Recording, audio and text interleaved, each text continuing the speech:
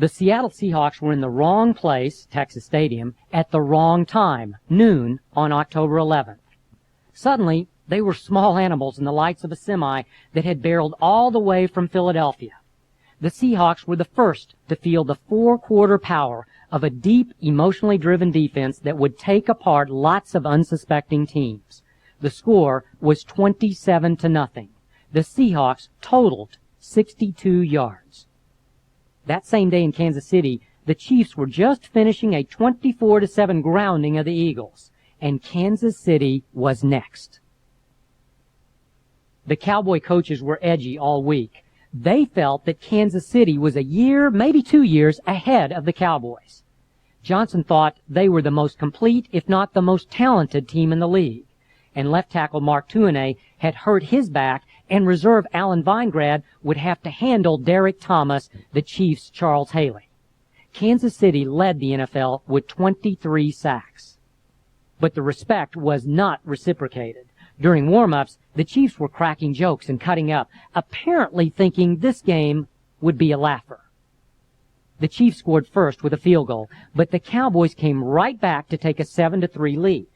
At the half, the Cowboys were ahead 14-10, and Lynn Elliott's field goal in the third quarter made the final score 17-10. The Cowboys were 5-1. Aikman was pleasantly surprised that he had been sacked only once and hit only once. Subbing for Tuinei, Weingrad had done a beyond-the-call job of neutralizing Thomas. And he had some help from 240-pound fullback Darryl Johnston. Johnston fit Johnson to a T. A nice, polite young man with a daredevil streak and the pain threshold of a Sioux brave. Johnston needed surgery on a shoulder, on an elbow, and on his knee, but he kept putting it off and running into people like Derek Thomas and even catching some passes. Johnston isn't very fast, but his hands are among the team's surest. Against the Chiefs, Johnston caught 5 passes for 29 yards and a touchdown. But all was not harmony and bliss at Valley Ranch.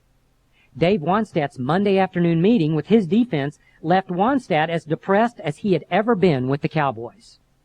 Ray Horton was upset at losing his starting job. Cornerback Ike Holt was upset about being replaced during the second half by rookie Kevin Smith. Safety James Washington was upset about his fluctuating role between strong and free safety. Several other players were upset over playing time. Wannstedt and his coaches were substituting more and more players in more and more situations, trying to do the best job possible with the players they had, and it was making those players unhappy. At his Tuesday news conference, to clear the air, Jimmy Johnson said this week against the Raiders, Horton and Thomas Everett would start at safeties and Washington would start on the bench. Usually, the vast Los Angeles Coliseum turns into a black sea for Raiders games, but on this sunny, smoggy afternoon, about half of the 91,505 spectators appeared to be wearing Cowboy blue. 5 plays into the fourth quarter, the Cowboys led 14-13. Turner was faced with a 3rd and 12 at the Raider 19.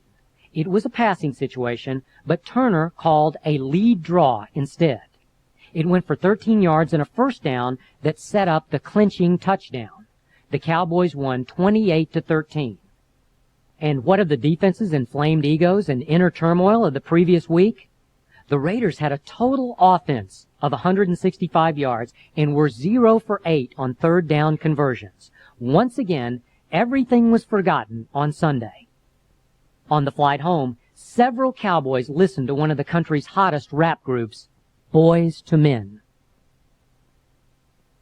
Quietly, several players and coaches were concerned about game number 8, a rematch with Philadelphia. For Aikman, every Eagle game had been a nightmare. And before the first Philadelphia game, he had exposed his state of mind by saying that he did not want to take another physical beating or be hurt anymore by the Eagles. Sometimes Aikman, who at 6'4" and 235 pounds was bigger than any Cowboy linebacker, seemed to be the bravest, toughest guy on the team. Sometimes he seemed about to crumble under the pressure of being the Cowboy quarterback. He is a walking contradiction, an expressionless stoic, and a tortured whiner. fearless and vulnerable, what the hell and what's it all mean, sex symbol and lonely guy. Sometimes winning in the NFL is all about when you catch opponents. Are they healthy, physically and mentally? The Cowboys had caught the 3-0 Eagles' Sunday punch on that Super Bowl Monday in Philly. But now, with safety Andre Waters out for the season and rumors of dissension between coach Rich Kotite and quarterback Randall Cunningham, the Eagles weren't so sure about themselves at 5-2. The game would start similarly to the first one with an early Cowboy turnover, but would end very differently. It was almost as if the biorhythmic tables had been turned. In the first half, Lynn Elliott missed 2 field goal attempts from 42 and 38 yards. As he jogged across the sideline with his head down, the boos rose. Johnson moved quickly to Elliott and grabbed his arm. "Don't worry, you are going to make the one that wins the game," said Johnson. Johnson deserved a Best Supporting Actor nomination, but his ploy worked. He had willed himself a kicker. "That meant a lot to me," Elliott said later. "After that, I think I just said, 'What the hell?' and went out and kicked." A few minutes later, Elliott gave the Cowboys a 3-0 lead with a 35-yarder. That was the score as the half ended. A rather desperate Kotite opened the second half by replacing Cunningham with the veteran Jim McMahon. 8 plays and 80 yards later, the Eagles led 7-3. As they were to do all season long, the Cowboys responded immediately.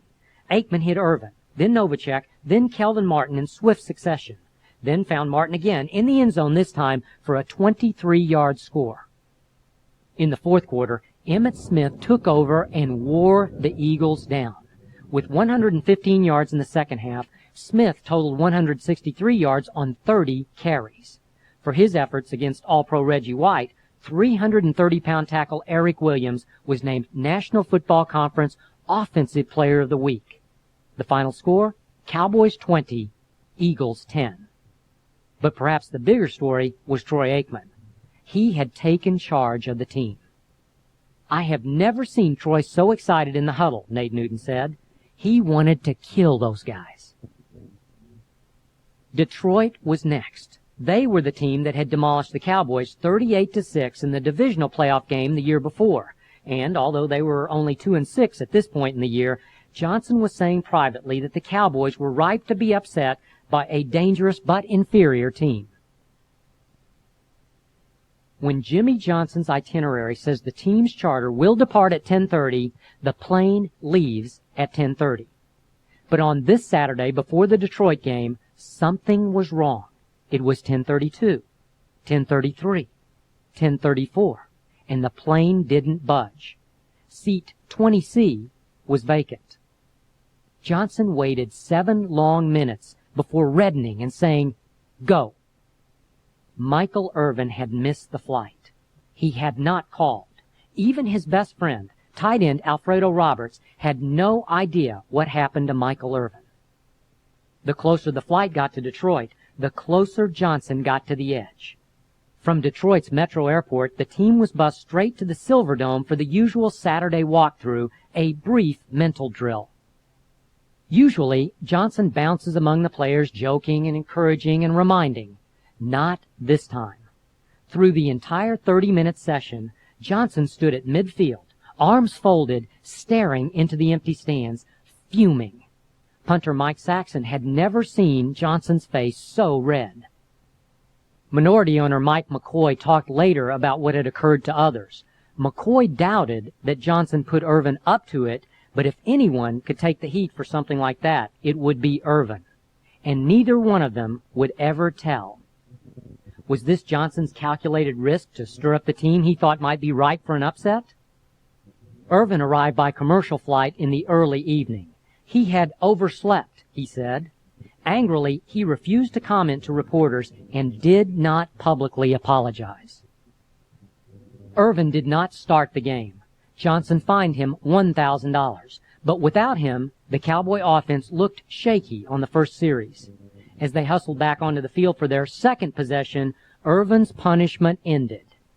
Detroit's high-powered run-and-shoot offense finished with just 77 passing yards against Wannstedt's no-name defense. The Cowboys, who had been ripe to be upset, had won hugely, 37-3.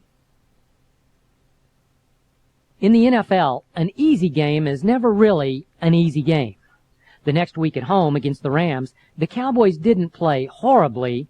They didn't commit a turnover, but they didn't force one either.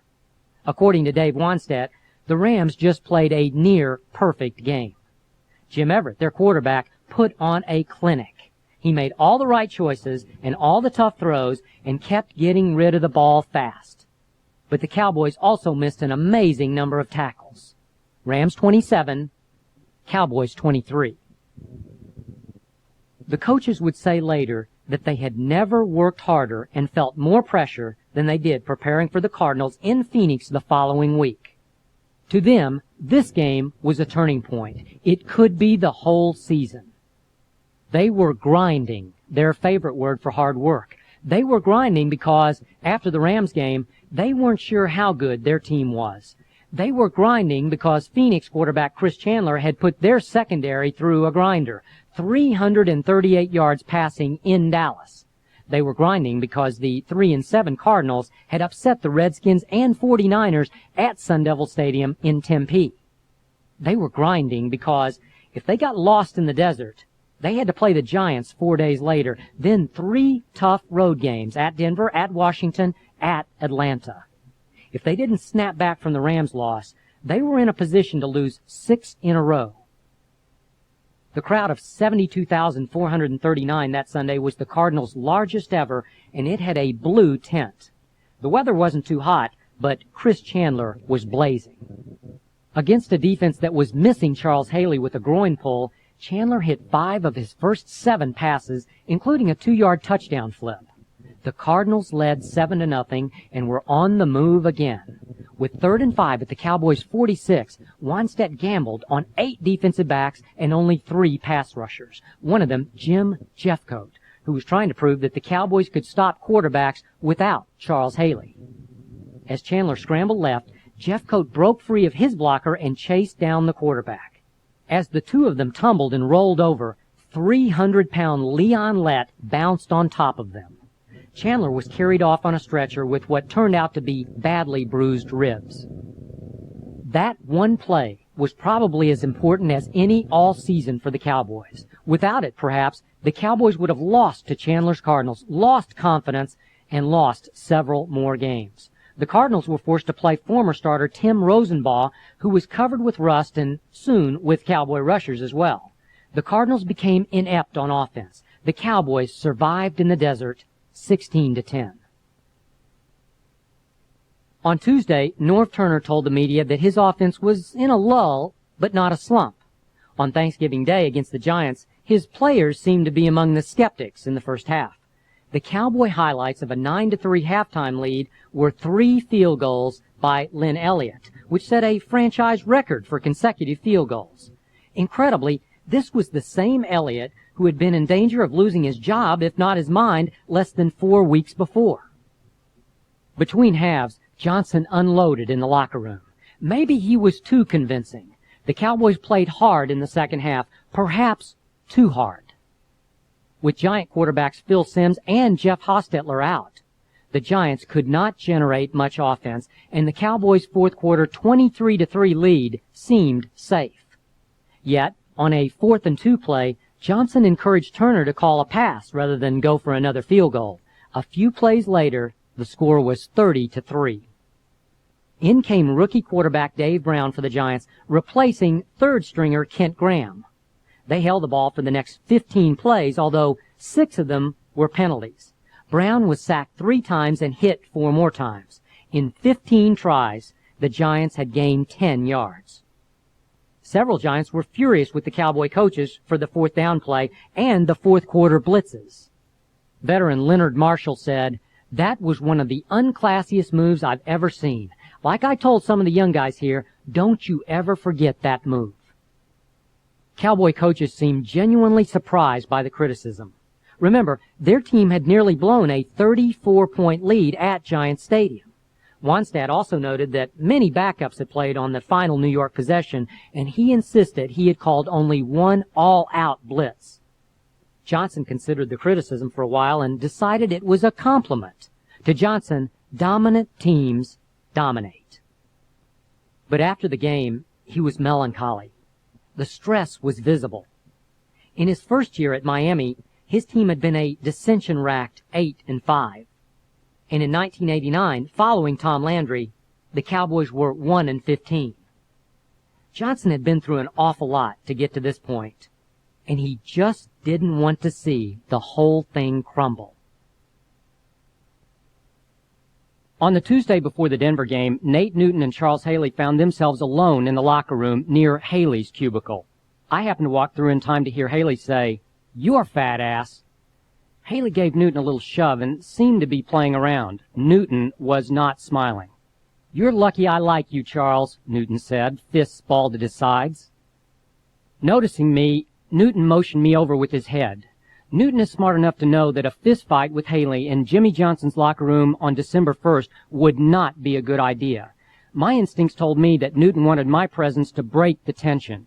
Haley eyed me for a moment, another bleeping reporter. He picked up his bag and he walked through the curtained exit. When he was gone, Newton opened up. He said, "If Charles can get into your head, he will. Really, Charles is a nice man. He's smart. People say he's off his rocker, but he ain't nowhere near. We wouldn't be as good without Charles." Haley, with his razor-sculpted Fu Manchu, does a great glower. He walks slowly, toes pointed in, shuffling his feet as though his shoes were too tight and it's your fault. On the field, Haley's game is intensity and pro basketball quickness. Teammates found him as quick mentally as physically. He's a dedicated film studier and often beats blockers to the punch. But a tough guy? Other Cowboys were beginning to wonder if he were more bark than bite. He had certainly not intimidated Newton. As close as Johnson said he and Dave Wannstedt were, Wannstedt had constantly been in the job market for 2 seasons. He wanted to be a head coach, college or pro. When Wannstedt had been a top candidate for the job at the University of Pittsburgh with a salary of about $300,000, or roughly 3 times what he was making as a Cowboy assistant, Johnson had warned Jones that the job was Wannstedt's for the taking. Of course, Johnson and Wannstedt were trying to run a little scam on a Jones who is no Jethro. Jones figured to lose Wannstedt to somebody soon and doubted that even doubling his salary would keep him as a coordinator. The result? No raise. Not even a token gesture. For a man who loved being around coaches, Jones rarely expressed to them how much he appreciated the jobs they were doing. Privately, he could be dime a dozen flip when talking about their contributions. The Cowboys would go onward and upward without them, was Jones' indication. Maybe so, but without Wannstedt and Turner, the Cowboys probably wouldn't have gone upward so quickly. The following Saturday, a snowstorm had shut down Denver's Stapleton Airport and the Cowboy plane could not land. But Johnson's stormy persistence had an impact. The plane's crew talked airport officials into allowing the plane in. It descended through a thick snowfall and found the runway to a thankful ovation from the players section. The coaches were concerned about both Denver's quick defense and the snow-covered playing field. Turner expected Emmitt Smith to be contained, and Wannstedt feared that his secondary couldn't handle fast receivers on an icy surface. But it did not snow on Sunday in Denver. It was 19 degrees and clear as the teams warmed up. The footing was excellent. And the Cowboy luck was holding. John Elway, the maker of Mile High Stadium miracles, stood on the sideline in a long rider coat, nursing a sore arm. For the 3rd straight week, the Cowboys were catching a team with one arm tied behind its back. Denver coach Dan Reeves stayed with his plan to alternate kid quarterbacks Tommy Maddox and Sean Moore. Yet even against alternating rookie QBs, Dallas's halftime lead was only 17-13. Occasionally, Johnson yells at the team in the locker room at the half. But this time, he took Charles Haley aside. Reacting on impulse and instinct, Johnson challenged Haley the way Haley often challenges assistants and teammates. Off to the side, but within sight of the players, Johnson heatedly told Haley he had seen and had enough. Witnesses say they were surprised that Haley mostly listened and nodded. How high was Johnson's risk? Johnson says Haley could have exploded and forced Johnson to get rid of him.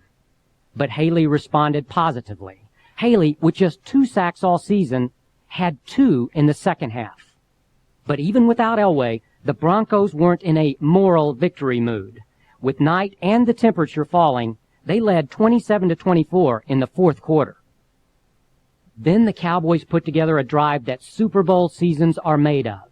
Aikman hit Novacek with 3 passes for a total of 49 yards, but then Nate Newton, who probably played his worst game of the season, was beaten for a sack by Simon Fletcher. Aikman fumbled and barely reached out to recover. On 3rd and 14 at the Denver 25, Turner called a pass that he had borrowed from the Redskin tapes. Irvin hooked between 2 defenders and made a diving catch right at the first down marker. 3 plays later, it was 3rd and 3 at the Denver 3-yard line. Turner called draw right. Denver was in a crazy defense, and they blitzed. Nobody was able to block the men they were supposed to, but the play worked anyway. On instinct, Emmitt Smith ran draw right more to the left. He found his own hole, and he scored standing up. The story of the season. Somehow, it worked. Cowboys 31-27. Win and you rule. That's Jimmy Johnson's motto. But Johnson and Troy Aikman, who were on a collision course, approach life and winning from opposite directions. Johnson knows that if you win football games in this society, even the president will look up to you. Win and people love and admire you. Win and media people everywhere want to know what you think. Win and you'll always have friends when you need them. Win and you get ringside seats at heavyweight championship fights. Win and you can basically tell the world to go to hell if you feel like it, and the world will say, that's just Jimmy. For Aikman, how you win matters.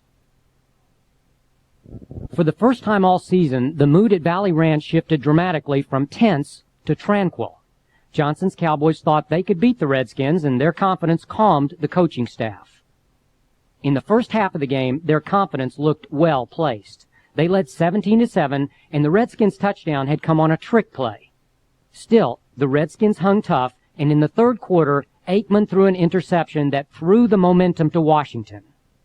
Dallas would not get it back. Dallas would blow itself up. Still leading 17-13, but faced with a 1st and 10 from their own 2, Turner called a pass. Washington cornerback Darrell Green broke quickly and correctly on Irvin's route and was in position to make an interception. On replays, Aikman's arm appeared to be starting forward when he thought better of throwing and tried to pull back. Redskin defensive end Jason Buck exploded through center Mark Stepnoski and hit Aikman's arm. The ball and all hell came loose. In the end zone, Emmitt Smith scooped up the ball and fled left. As he was tackled, he attempted to underhand the ball forward to tight end Alfredo Roberts to avoid a safety. Another loose ball in the end zone, a mad pileup. Redskin safety Danny Copeland leaned in and yanked the ball from between the legs of tackle Eric Williams. Touchdown Washington.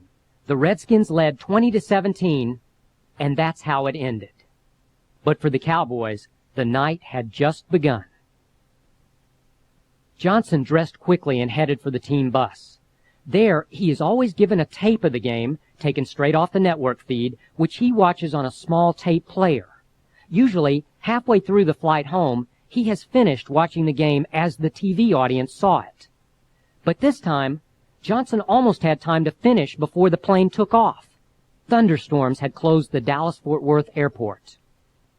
Flight attendants and first-class passengers said Johnson downed at least 10 Heinekens in the next 2 hours. He demanded that the plane take off for anywhere, just to get the hell out of Washington. And he was serious, said incredulous flight attendants. When they tried to calm him, he cursed them and said, "Leave me the hell alone." As he watched the fourth quarter, his face grew beaten red. He stepped over Wanstedt in the aisle seat next to him and walked to the coach section entrance. Turner was standing there chatting. "Sit down," Johnson told Turner and pointed to Turner's seat. For a second, Turner thought Johnson was kidding. Turner smiled. Johnson did not. Turner sat quickly. Eyes darting, Johnson turned his attention to the back half of the cabin where the players sat or, in a few cases, stood. Johnson, who always takes off his suit coat during flights, was still wearing it. He stood in the middle of the aisle watching the players section for 5 minutes that seemed like the entire fourth quarter.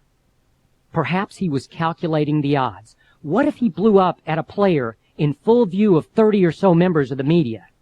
Johnson smacked his lips furiously, a sure sign of agitation. About 15 rows from where Johnson stood, Aikman, punter Mike Saxon, and several other Cowboys were playing cards. Johnson pounced. Not on Aikman, however, or on Irvin, or Emmitt Smith, or even on Saxon. Johnson jumped backup center Frank Cornish, who was standing beside his seat. Johnson cursed Cornish and told him to sit down. Cornish, regarded as one of the nicest guys on the team, thought Johnson was kidding. Johnson often kidded around with players. "You think it's funny, Frank?" he said. "It's not funny." Johnson also lashed out at backup running back Tommy Agee and rookie linebacker Robert Jones, ordering them to sit down. He spoke to them as if he had never met them and had no respect for them. Finally, Johnson wheeled and went back to his seat. A flight attendant said Cornish was so upset that he asked her to go tell Johnson he was sorry and that it was a misunderstanding. Cornish, she said, had been standing because he was waiting to use the restroom. She said something to Johnson, who immediately walked back to Cornish's seat, snapped at him again, and returned to first class. The damage was potentially deep. Was this how he really felt about them? Privately, many players called Johnson's actions ugly. Johnson had implied, and would continue to indicate to the media over the next 2 days, that the team wasn't taking the loss nearly as hard as he was. This infuriated Aikman especially. He said, "A lot of players were extremely upset. I was fortunate in that I had seen it before in 1989 after the Denver game in the preseason. Jimmy just blew up at us and said it didn't hurt us enough to lose. But after the Washington episode, there was just so much discussion and bitterness by so many guys. Here we'd done everything we could for this guy. We played our guts out, and it was only our third loss. It was like he sold us out." As soon as Johnson was back in his seat, here came Jerry Jones heading toward the players. He was smiling and circulating among them, talking about what a hell of a game it was and how two teams played their guts out. Was Jones shrewdly playing the good cop to Johnson's bad? No, he was just being Jerry. He didn't even know what Johnson had done until he heard about it the following day. Unwittingly, though, he had provided a cheerleading counterbalance, a critical role he often played for Johnson's psyche. Players said that practice that week was like a morgue. But Troy Aikman behaved differently. He never put in more time preparing for a game, and he had never felt more pressure. He acknowledged that he was really scared of the Falcons' defense. If the Cowboys had breakdowns or didn't pick up their blitzes, it would be a dogfight. What Aikman was doing was exactly what Johnson had wanted him to do since drafting him. Only Aikman was doing it in spite of Johnson, not because of him. Aikman was heaping pressure on himself, just the way Johnson often did. Aikman was preparing to put the team on his shoulders and carry it all the way to Atlanta and back, if necessary. Aikman had finally put himself in a put-up-or-shut-up position. He had spoken out against Johnson to reporters. He had told his teammates they were going to beat the Falcons no matter how their coach acted. A new face appeared on the team flight bound for Atlanta. Rhonda Rookmaker, Johnson's girlfriend, was making her first trip of the season. She took Wannstedt's seat on the return flight, but going to Atlanta, she sat in row 8 of coach. People who have observed them together say that what Johnson likes about Rookmaker is her flashy personality. She can match wits with him and make him laugh. Above all, she knows that football comes first. When Johnson was asked about his relationship with Rookmaker, he shrugged and said, "It keeps me from running around. I don't need to be doing that." Johnson has told other people that if Rookmaker ever wanted too much from him, he would end the relationship and never look back. In the new Georgia Dome, Atlanta jumped to an early lead, but that was soon forgotten. In the first half, Aikman took over the game, hitting 15 of 17 passes for 196 yards and 2 touchdowns. In the fourth quarter, the Cowboys were ahead 41-10 when Deion Sanders fielded a kickoff, started to kneel in the end zone as if to down the ball for a touchback, then took off past Cowboy tacklers who had slowed in anticipation of a play-ending whistle. Deion Sanders made it to the Atlanta 28 before he was tackled. 5 minutes later, Atlanta cut the lead to 41-17 with just over 8 minutes remaining.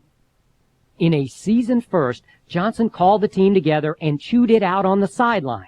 Afterward, although Dallas had won and clinched the NFC East title, Johnson continued to rant and rage in the locker room before the media was allowed to enter. As Johnson walked onto the team plane, flight attendants were stunned to see that his mood was at least as foul as it was after the Washington loss. He was red-faced. Dave Wannstedt told an attendant that Johnson was like a time bomb. Johnson appeared to calm down later in the flight, perhaps because Rhonda was sitting beside him. He even walked back and kidded with a group of leery players, saying, "I'm doing better this time, aren't I?" Several of the group were brave enough to say he didn't seem to be doing so well on the sideline at the end of the game. "Well," Johnson said, "you guys were getting sloppy." Watching from the entrance to first class, Tony Wise shook his head. But he hadn't yet seen the worst of his close friend, Jimmy. Running back coach Joe Brodsky taped a newspaper story on retiring Bears middle linebacker Mike Singletary to Emmitt Smith's locker. Brodsky kept trying to make Smith realize that he could be even better. The story was about Singletary's singular dedication, about paying some prices the frugal Smith found a little too high. Not that he ran too hard after hours or openly defied coaches. No, Smith's character ran deep. His teammates liked him because he was unselfish and didn't take himself too seriously. Smith always got plenty of sleep, always showed up on time. He listened to everything coaches said, although some of it he discarded. He paced himself in practice. He didn't believe in expending too much energy in the weight room. He sometimes let his mind rest when coaches wanted him to be studying. That week, he was named to the Pro Bowl for the third time in 3 pro seasons, but no shoe company had yet chosen to turn Smith into an interplanetary superhero through a TV ad campaign. In the locker room, his ego caused no problems. Smith had started every game since the second one of his rookie year. He hadn't missed a pro game because of injury. Yet Smith constantly reminded reporters, and perhaps himself, that the next carry could easily be his last. So when the Cowboys had built a 27-0 third quarter lead and had already assured Smith of his second straight NFL rushing title, Smith was happy that Johnson stored him safely on the bench. Then, as the third quarter ended, Jones made his triumphant entrance onto the floor of Texas Stadium. Many in the crowd of 63,101 gave Jones a standing cheer as he shook both fists. The Cowboy bandwagon was picking up momentum. By now, Johnson was probably used to Jones's ways, but 2 other developments bothered him: the arrival of Prince Bandar and a young back who turned into a frog. Prince Bandar, the Saudi Arabian ambassador to the United States and a Cowboy fanatic, accompanied Jones onto the field. Maybe he wouldn't have been so conspicuous if it hadn't been for his 6 bodyguards. Bandar waved to and congratulated a few players he knows. The Cowboys led the Bears and rookie quarterback Will Fuhrer 27-0. On the second play of the fourth quarter, second-year running back Irvin Richards fumbled. After an exchange of interceptions, the Bears scored a quick touchdown. 5 plays later, Richards fumbled again. This one was returned 42 yards by Chris Zorich for another Bear touchdown. That was when Johnson called angrily for the first team to get ready. This surprised Tony Wise, who helps coordinate offensive substitutions. Johnson had set the tone early in the week by saying he would evaluate at halftime whether some backups would be allowed to play. Many reserves thought they were going to get a chance to play.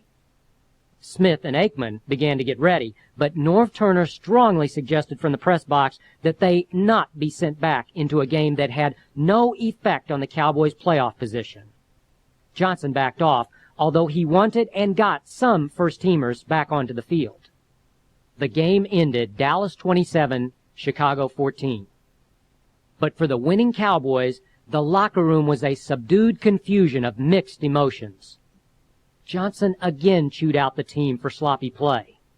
Then he walked prematurely out of his press conference across the hall and left a trail of smoke as he walked back through the locker room to the coach's dressing quarters. Johnson's irrational behavior hit Tony Wise as hard as anyone.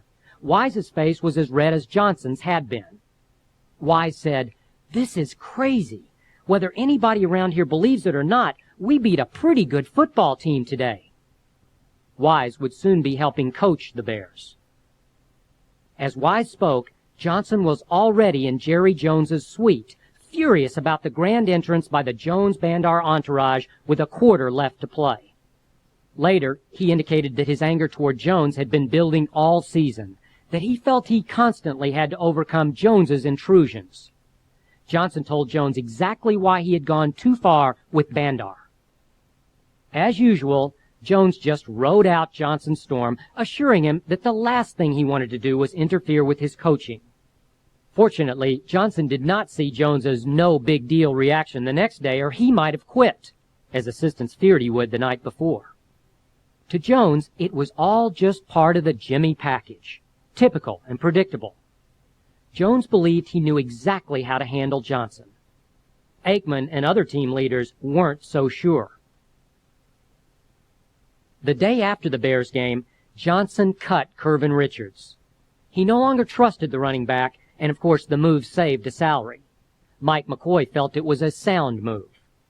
But cutting Richards only served to convince a lot of other players that Jimmy Johnson was certifiable. Dallas had a bye on the first playoff weekend, and many players watched Philadelphia come from behind to win convincingly and set up a third Cowboys-Eagles battle. In Monday's tone-setter meeting, the team was surprised, if not shocked, to see Good Time Jimmy smiling back at them from the podium. Said Mike Saxon, his theme for the week was, "It's the playoffs, just relax and have fun." Guys were baffled, but you could feel a big drop in tension. As the game approached, Johnson's mood was swinging dramatically toward warm and contrite. At a press conference, he bristled when asked if he was worried about the Eagles intimidating Aikman. "Not one iota," he said. "To say Troy Aikman might be intimidated by anybody is saying you don't know Troy Aikman. The more I'm around Troy, the more I'm amazed at his ability to keep things on an even keel and stay focused." Was this Johnson's way of apologizing? Was he trying to stroke Aikman publicly? The game was almost an anticlimax. The Eagles took an early 3-0 lead, but the rest of the game was all Dallas. Philadelphia's only touchdown came on a Cunningham scramble and fling pass with 50 seconds left. That cut the final margin to 34-10. Emmitt Smith ran for 114 yards. Herschel Walker for 29. Dallas was 7 of 12 on third down conversions. Philly, 1 of 11. Said ex-Cowboy and current Eagle guard Brian Baldinger, "Dallas just beat our butts, no questions asked. We got beat by a superior team. I don't think there's a man in this locker room who won't tell you the same thing." So who was this guy impersonating Jimmy Johnson in the interview room? This guy was almost giddy. He began by congratulating everyone in the organization for all their hard work from Jerry Jones on down, said Johnson. Time out. Johnson made a point of crediting Jones? Several players said that Johnson basically apologized for being such a grump. He even told the media that he broke one of his rules by looking ahead. Before the Eagles game, he had ordered one of his practice fields soaked down to simulate the mud they expected at Candlestick Park in San Francisco the next week. Johnson was that cocky, that happy. As the reporters ran out of questions, Johnson concluded, "It's a big win for us, and we've got bigger wins coming."